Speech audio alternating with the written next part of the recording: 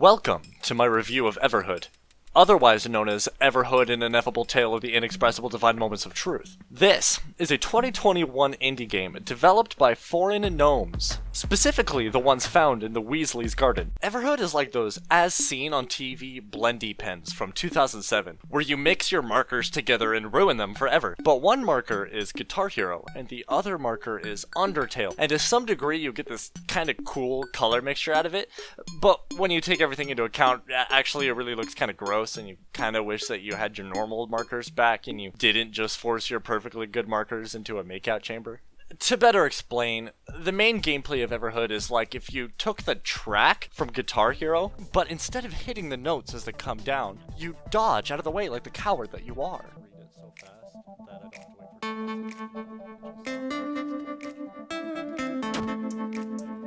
This is actually kind of fun, but it does set a very different dynamic. Everhood is not a rhythm game, contrary to what I thought going in. It's much more like a music-based bullet hell. In Guitar Hero, the notes reach you on beat, so the player can use the rhythm to help them time each of the note just right and give the illusion that you, the player, are the one playing the song. In Everhood, the notes spawn on beat instead, giving the illusion that the enemy you are fighting is playing the music, not you. All you need to do is evade. Your movements are very quick and snappy, thus making specific timings just as important as they were in Guitar Hero, but they aren't attached to the music, and you are free to move out of the way whenever you need to. And the music in this game is very, very good. While I do find it a shame that your movements feel disconnected from the music, it does help that the soundtrack is as dominant as it is. It kind of gives the game this vibe that, while I might not be playing the song, it's more like I'm doing this weird, free-form dance, and if I dance badly, then I die.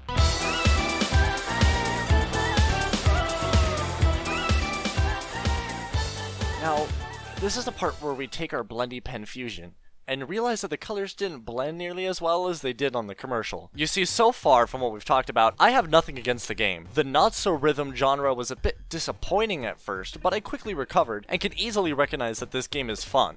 Or rather, that this game is fun about a third of the time. The bullet hell fights are certainly the core of the game, but I think about 4 hours of my 6-hour playthrough was spent scouring this ugly, boring, semi-tedious world for the next fight. The rest of the game features you walking around a large space of connected areas, talking to people and learning about the world of Everhood. This wouldn't be an issue if the game didn't waste so much of my time with it. Most of the things the game had me do was either not very interesting or, more often, completely confusing and baseless. I would just wander with a blindfold on and try my best to progress so I could fight the next boss and go back to having fun again. And for some reason, the developers thought it would be funny to intentionally stick large stretches of land everywhere, comically large, boring, empty nothingnesses for the player to wander through while nothing happens. I regularly found myself playing in short 15-minute bursts because every time I'd beat a boss and I'd realize I have to go wandering around again, I decide I just don't want to put up with it and I'd set the game down for another day. Most NPCs just stand around and say something witty or stupid or make some fourth wall breaking comment, but